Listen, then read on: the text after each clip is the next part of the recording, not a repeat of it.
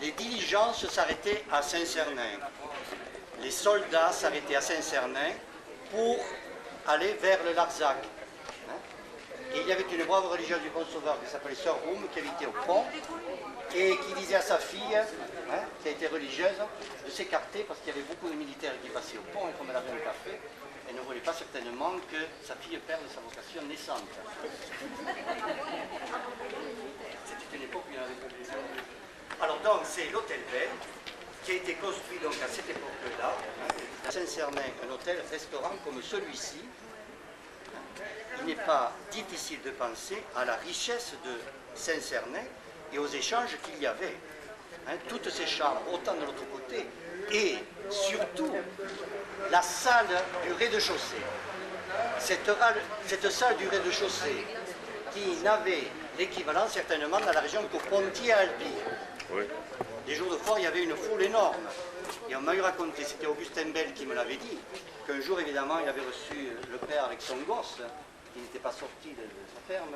Et alors il disait, paye papa, je suis qui? Paye papa, je suis là. Parce qu'il y a des glaces tout autour. Et le gosse était surpris de se voir partout. Paye, je suis qui? Paye, je suis là. Et Bonnevial, le tailleur. Bonnevial, le tailleur. Ici, c'était le grand restaurant Constant, Justin Constant, Paulin, qui sont une richesse extraordinaire. Il y aurait une étude à faire là. Et M. Gobert, bien gentiment, laisse la devanture ouverte pour permettre aux visiteurs de jeter un coup d'œil, parce que cette pharmacie est unique, elle est classée. C'est une pharmacie classée, et dans les catalogues de pharmacie, dans les recueils de pharmacie, on cite la pharmacie Gobert de Saint-Cernin. Alors là, mais à votre temps à l'aise, vous pourrez regarder. Nous plaçons un qui est gratuit à côté. Saint-Cernin était sous le patronage des Templiers. On a dépendu ici de l'ordre du Temple de Saint-Jean de Jérusalem, qui était installé à Sainte-Eulalie, qui était installé à Monteils, et à partir de Monteils, donc, il gouvernait notre pays. Ce qui faisait sourire le père Améras quand il est arrivé à Saint-Cernin, de Sainte-Eulalie de Cernon, en nous disant, moi je suis parmi Monca à Laval. C'est la maison de la famille de Monca. Bien. Et cette maison, donc, vous voyez que...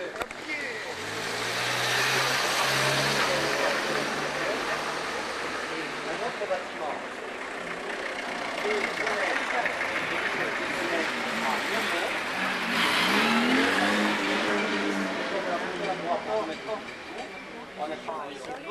Et la chapelle. Parce qu'il y a eu plusieurs. Il y avait le Monca, le change de Monca, puis la Saint-Cernin, c'est la maison. Alors en face donc de la maison, là où je suis, le jardin de la famille de Monca. Jusqu'à l'année dernière, il y avait un mur. On ne le voyait pas. Et bien aimablement, Madame une percée, si vous voulez, sur la nature que nous distinguons, avec en bas le parc, nous dirons tout à l'heure, qui a été aménagé par Pierre Carayon. Pierre Carayon, ayant acheté, vous le savez, à M. Gavazzi, donc l'ensemble belge. Donc Pierre a fait le pas. La maison que vous voyez en face était un pavillon des jardins de Camille. Et là-dedans, Pierre a aménagé des chambres extraordinaires. Ah oui, c'est à voir. Et Cantagas, Galtieri, Cantagas, pays de Cantagas. Et ici à droite, nous avons la colline qu'on appelle la colline de Saint-Martin, avec la ferme de Saint-Martin qui appartenait à la famille de Monca, et qui maintenant a été achetée par la maison familiale. Cette colline est extrêmement intéressante, parce que si Saint-Cernin a l'histoire de l'enfant sauvage, Saint-Cernin a aussi l'histoire de la statue Ménil. Alors, la statue Ménil a été trouvée derrière, dans le tènement de Laval. Au siècle dernier, il y avait à Saint-Cernin un premier vicaire, c'est l'époque où il y avait un curé et des vicaires. Je crois que les choses ont changé. Donc, il y a eu comme premier vicaire l'abbé Frédéric Hermé, qui était originaire de Saint-Isère. Et, arrivant de Toulouse, il avait fait des études supérieures d'archéologie, nommé à Saint-Cernin, il reçoit un jour la visite d'un paysan qui lui dit, monsieur l'abbé, venez voir, en labourant, j'ai découvert cette pierre qui est sculptée. Les enfants, voyant cette pierre, disaient, mais c'est une religieuse. Parce qu'évidemment, cette statue menhir, une espèce de collier qui peut faire penser aux guentes des religieuses à l'époque. Tout le monde criait à la religieuse, elle a dit non, c'est une statue menhir. Et comme lui, de Saint-Isère, connaissait les statues menhir, il y en a pas mal, il y en a chez nous à la famille, chez les PCR aux Arbaguès. Il en avait vu aussi à Belmont, il s'est intéressé donc à cette statue qui a été transportée au musée Fenaille à Rodez. Parce qu'à l'époque, on ne laissait pas sur place ce que l'on découvrait. On l'enfermait dans les musées, ce qui est une hérésie. Si on veut que les gens profitent des choses, il faut que les gens les profitent. Et c'est le nom, c'est votre montagne, vous avez un nom révolutionnaire. Nous prenons la rue Haute. Alors, ici le Chapas. Il y avait la lampe privée du lapin et puis l'électricité officielle. C'est pour ça qu'il y a la chaussée du lapin. Voilà. Alors, si vous voulez, moi j'habitais là, c'était la boucherie de mes parents là en face. Si vous voulez, quand on voyait sortir le père Cross avec une fourche, on disait l'électricité commence à faiblir. Effectivement, il allait avec la fourche, enlever les feuilles qui bloquaient là-bas, à la turbine. Il avait installé dans tout Saint-Cernin, donc cette électricité, on l'appelait le lapin. Alors quand on a fait la base des loisirs, on a récupéré évidemment ces terrains qui sont en bas, et les architectes qui s'occupaient des plans de là-bas disaient la chaussée des lapins. J'ai dit, écoutez, vous ne connaissez pas l'histoire de Saint-Cernin, parce que ce n'était pas les lapins, c'était le lapin. Et vous comprenez pourquoi. Qui a été faite dans les années 1920. C'est-à-dire que la rue continuait. C'était une rue qui continuait. Et on arrivait à l'église parce que nous appelons ici une venelle, une banelle. Il y avait ici une banelle.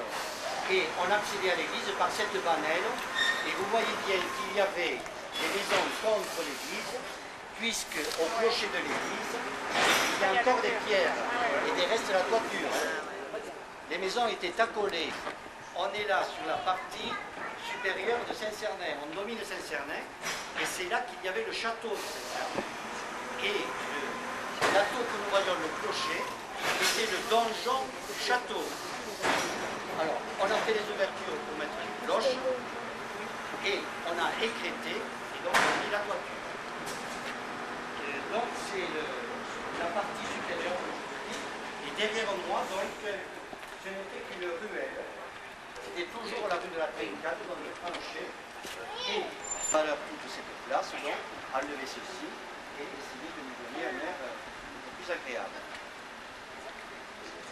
Devant vous était la maison du prévôt du chapitre, parce qu'en 1442, l'église de Saint-Cernin est devenue collégiale.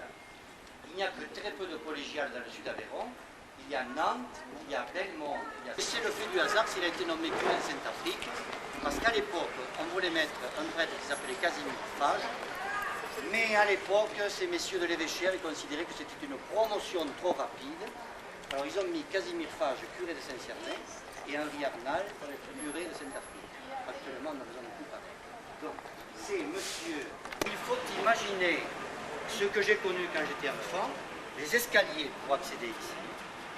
Il faut dire aussi que jusque pratiquement au début du siècle, on accédait à l'église au niveau de la mairie, là, par un passage que le cardinal Bourret, venant visiter Saint-Cernin, appelait un tunnel.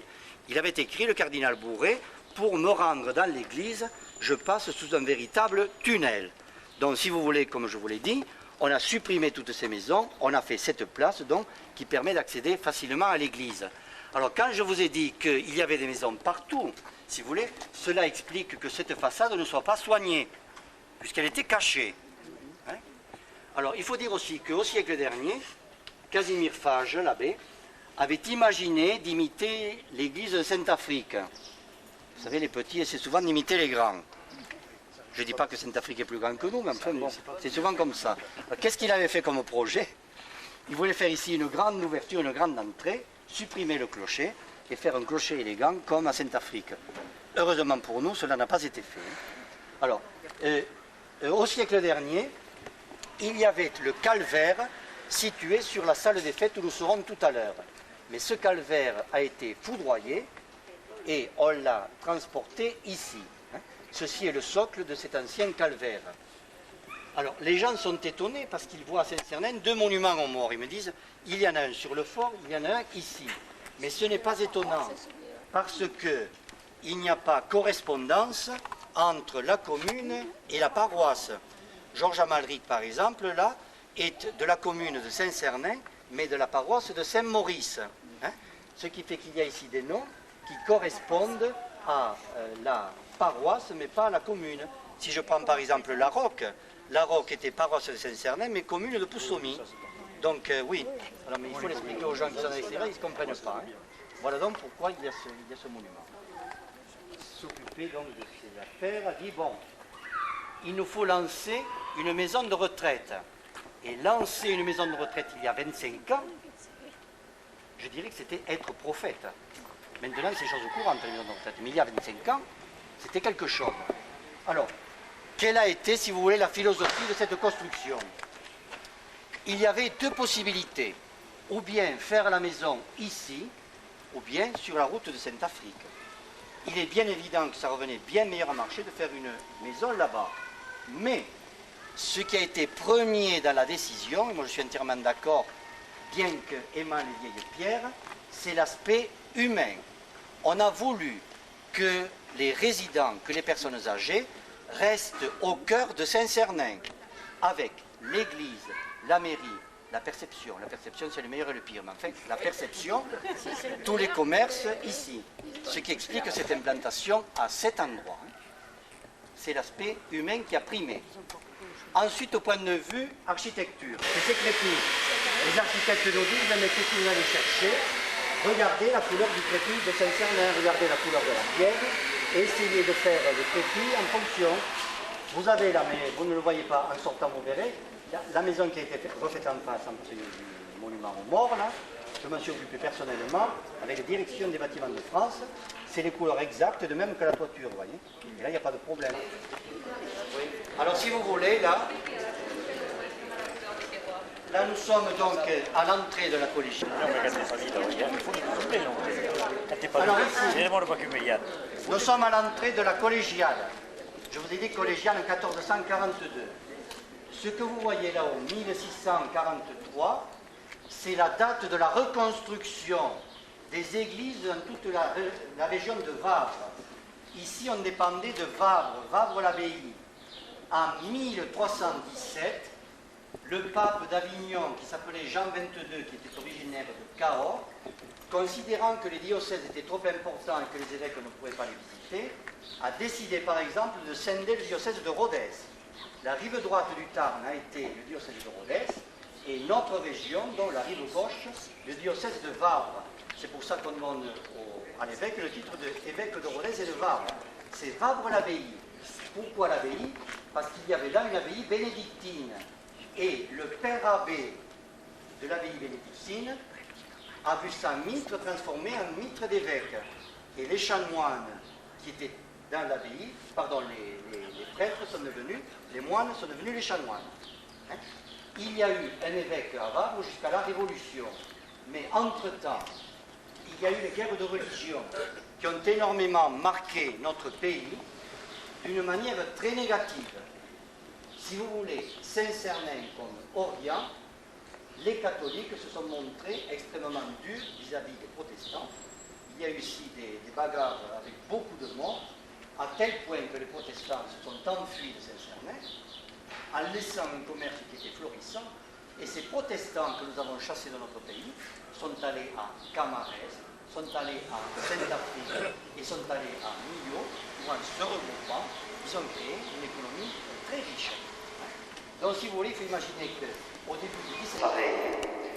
Alors imaginez, comme je vous l'ai dit, qu'à la Révolution, il n'y avait rien. Par exemple, les pierres d'autel avaient été utilisées pour faire le dallage. Vous remarquez des dalles très importantes qui étaient les tables d'autel. Après la Révolution, est arrivé un prêtre qui s'appelait M. Thiers. Puis, lui a succédé l'abbé Alvergne des Alvergnes, originaire de la région de Saint-Isère. On dit que l'abbé Alvergne a été le restaurateur de l'église de Saint-Cernin. Puis lui a succédé Henri Arnal, donc, qui est allé à Sainte-Afrique, comme je vous disais, qui est enterré à Sainte-Afrique. Et puis après l'abbé Arnaud, qui est décédé à Beauce. Puis après M. Paul de l'abbé Chirel. Après l'abbé Chirel, Père Mérance. Et puis actuellement, donc, le Père Félicité. Donc, si vous voulez, la plupart des curés qui viennent le siècle ont restauré, ou plutôt ont aménagé cette église. Cette église, donc, qui est remarquable dans un premier temps par les boiseries. Il y a un travail du bois extraordinaire. Tous les visiteurs que je reçois admirent les tribunes. Parce qu'à Saint-Cernin, on a la coutume l'après-midi de Pâques d'aller au cimetière. Si vous voulez, il y avait des familles entières qui étaient ici rassemblées. Donc cette tribune qui est très belle, et les gens souvent me disent mais ça me fait penser au Pays Basque, et c'est vrai. Parce que des tribunes comme celle-ci, on n'en voit qu'au Pays Basque. Après les tribunes, vous avez ici la chaire. Alors la chaire, vous avez l'ange, tout à fait en haut, qui, à gauche, Saint-Paul et l'épée. À droite, Saint-Pierre et les clés. Bien. Il y a un bas-relief qui représente la Vierge. Quand vous reviendrez, vous pourrez lire ce que j'ai mis sur ce papier. Ce bas-relief représentant la Vierge a toute une histoire. De Bézieux, il y avait une chapelle ruinée, la chapelle de Saint-Léonce. Ils étaient propriétaires de l'église en même temps. Hein. Et donc, pour mettre à l'abri cette pierre, il avait prise chez eux en disant, quand on viendra à Saint-Cernin, on l'installera. Et donc, pour marquer l'année mariale, la famille Rouquette a fait le don à la paroisse de ce bas-relief de la Vierge. On a mis d'ailleurs le nom, ce qui est la moindre des choses. Et Madame Rouquette me disait, je suis très heureuse quand je viens à la messe de voir sous les yeux cette statue de la Vierge, alors qu'elle était chez moi, dans une croix. On l'a trouvée comme beaucoup de ces croix, ici en face de la chaire. Il y avait au-dessous Notre-Dame de Lourdes, c'est-à-dire qu'il y a eu des modifications ici. Et pour marquer l'année sainte, un prêtre l'a fait mettre sur cette croix qui est très très lourde.